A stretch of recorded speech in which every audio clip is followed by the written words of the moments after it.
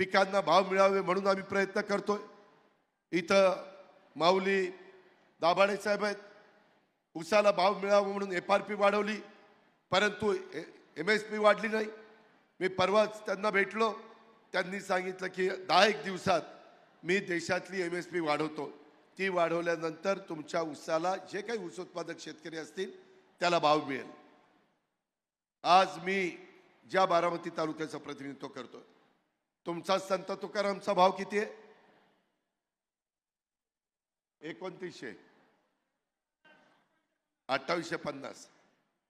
माझ्या सोमेश्वर कारखान्याचा भाव मी 3571 रुपये काढला आणि माळेगावचा भाव 3636 रुपये काढला।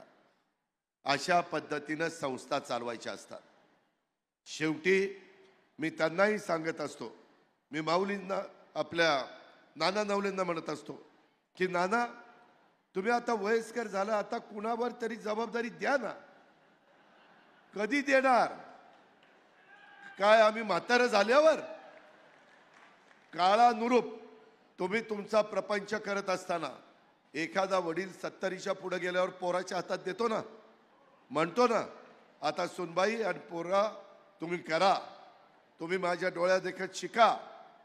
परंतु काही जण ऐकतच नाही। एवढा हट्टीपणा कशाला?